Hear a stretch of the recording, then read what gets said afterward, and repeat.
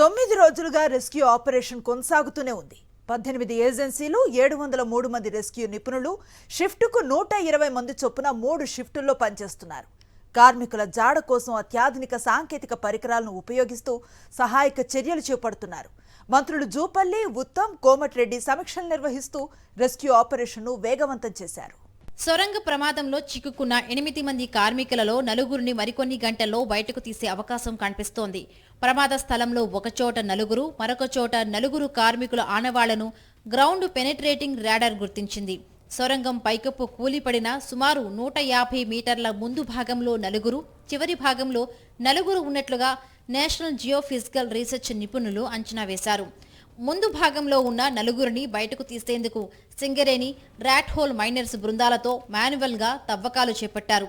కొన్ని గంటల్లోనే వీరిని వెలికి తీసే అవకాశం ఉందని తెలిసింది.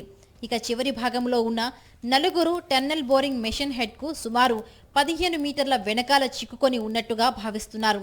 అక్కడ సుమారు 18 అడుగుల ఎత్తున మట్టి శిథిలాలు పేరుకొని ఉండడంతో అక్కడ ఉన్న 4గురిని బయటకు తీసేందుకు 1-2 రోజుల సమయం పట్టే అవకాశం ఉందని చెబుతున్నారు. మరొక వైపు ఎస్ఎల్బీసీ సొరంగంలో చిక్కుకున్న కార్మికుల జాడ తెలుసుకోవడానికి అత్యాధునిక సాంకేతిక పరికరాలను ఉపయోగించుకుంటూ సహాయక చర్యలు చేపడుతున్నారు. 18 సంస్థలు, 54 మంది అధికారులు, 703 మంది సహాయక చర్యల్లో పాల్గొన్నారు.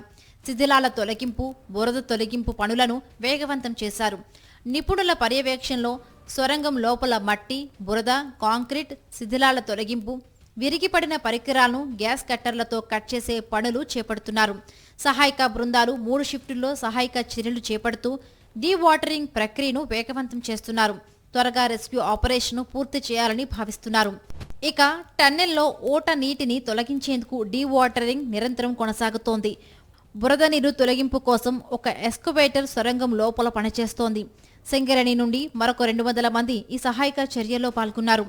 ప్రస్తుతం సొరంగంలో జీపీఆర్ పరికరంతో గుర్తించిన సర్ఫేస్ డిస్టర్బెన్స్ చిత్రాలను నిపుణులు విశ్లేషిస్తున్నట్లు తెలిపారు. సొరంగం ప్రమాద ప్రాంతంలోని శిథిలాలను, బురదను తొలగించడానికి కన్వేయర్ బెల్ట్ను కూడా సిద్ధం చేశారు. అంతేకాదు టన్నెల్ బోర్ మిషన్ను రెస్క్యూ ఆపరేషన్లో ఉపయోగిస్తున్నారు.